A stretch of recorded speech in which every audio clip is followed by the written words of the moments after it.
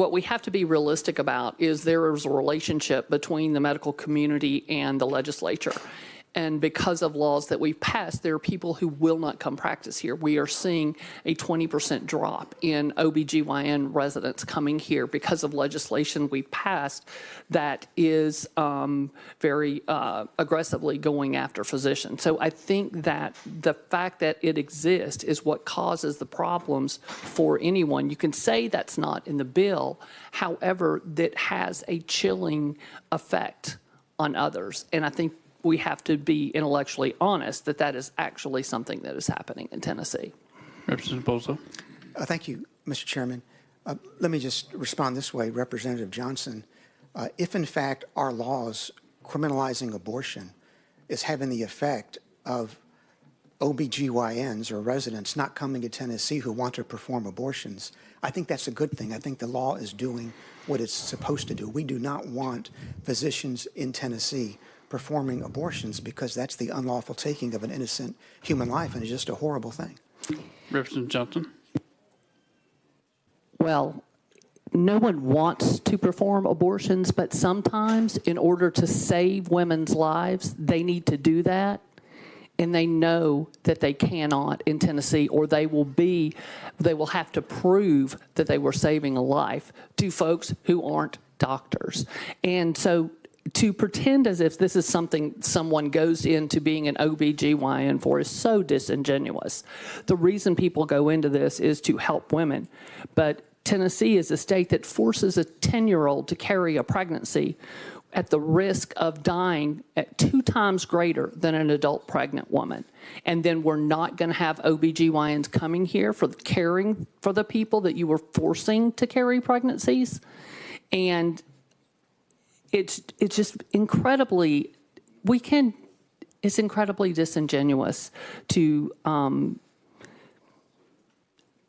make the statements that you're making and assume that people go into being an OB-GYN so they can perform abortions. That's disgusting and inoffensive. We have a serious problem in Tennessee with abortion pills being illegally sent into the state by out-of-state actors, both from within the United States and from outside of the United States.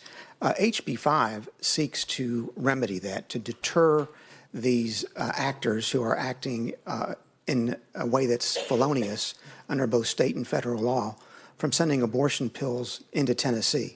What HB 5 does is it creates a civil cause of action in favor of the family of an unborn child who was killed by abortion pills being sent illegally into the state against the abortion pill supplier who sent them in to the state unlawfully, and then stipulates that the abortion pill supplier is liable in strict liability. That is, there are no defenses that can be raised that are typically raised as affirmative defenses under Rule 8 of the Tennessee Rules of Civil Procedure, and also that the damages are stipulated to be $5 million as a means of deterring this type of unlawful conduct from continuing to occur. With that, Mr. Chairman, I'm ready for questions. Thank you, Mr. Chairman. I'm Yarnell Beatty, and I'm the General Counsel for the Tennessee Medical Association.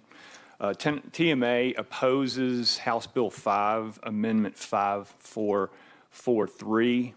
TMA did offer an amendment coded as 5576. And the Senate sponsor has agreed to run that version and willing to move that. What it does is it does allow for catastrophic damages for wrongful death for this violation. That's $1 million rather than $5 million, but it takes out the strict liability standard. Okay, so TMA objects to the addition of strict liability. If there's an actionable wrongful death action, then an abortion-inducing drug must have been used. Otherwise, how else would there be a death? That means the Health Care Liability Act is invoked, and that act applies a negligence standard, not a strict liability standard. Also, the act does not cap punitive damage, which is another mechanism to award additional damages if they're proven. Next, TMA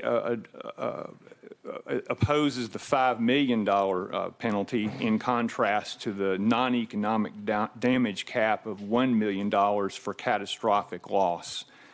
The proposed fine is more than 6 times higher than what a plaintiff can presently recover in non-economic damages for the wrongful death of a child in a civil action. So we urge you not to go down the slippery slope of eroding established tort law. Chipping away at existing law imparts uncertainty to current health care providers and businesses in Tennessee and will chill future businesses from lawfully operating in the state. And by that I mean that the $5 million fine and the strict liability standard will likely create shortages of medications that are used to treat your constituents' other medical conditions for lawful uses. So under the extreme penalties, liabilities, inability to assert an affirmative defense, then the manufacturers will refuse to transport some of these drugs into the state at all, even for lawful purposes. So we ask you not to eat into our non-economic damages law that's working well.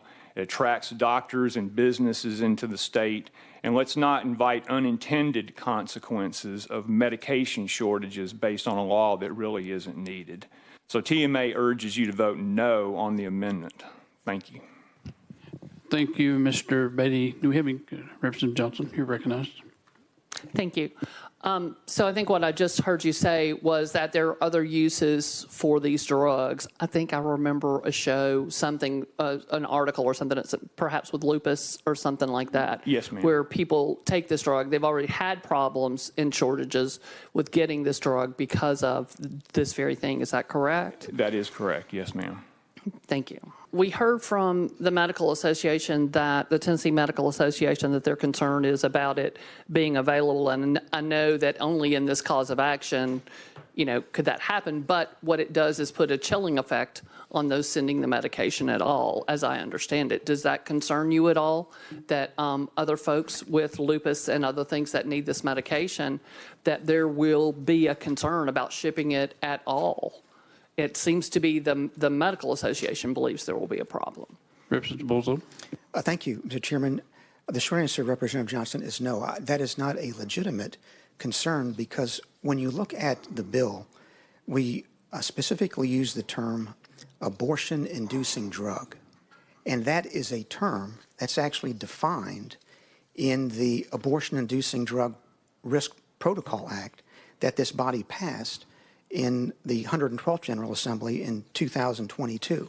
And when you look at the definition of abortion-inducing drug, and specifically this is 63-6-1102, subsection 2, an abortion-inducing drug is defined in part this way, quote, does not include drugs that may be known to cause an abortion that are prescribed for other medical indications.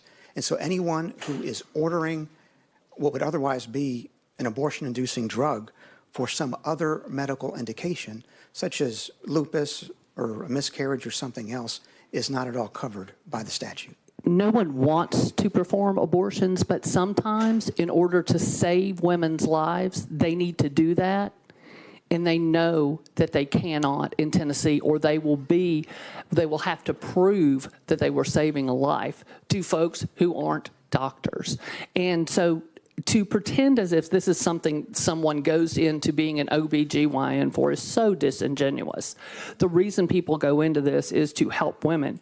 But Tennessee is a state that forces a 10-year-old to carry a pregnancy at the risk of dying at 2 times greater than an adult pregnant woman. And then we're not going to have OB-GYNs coming here for caring for the people that you were forcing to carry pregnancies. And it's just incredibly, it's incredibly disingenuous to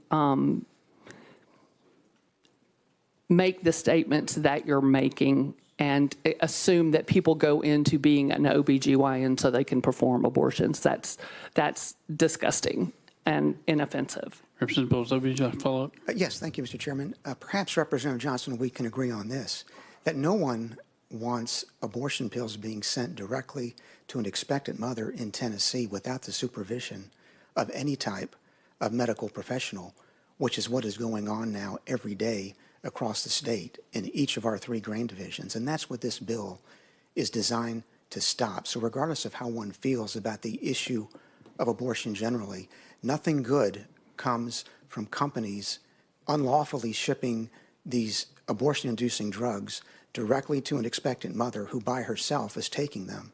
And as we heard Shelley Sumner say last week, quote, self-managing an abortion, close quote.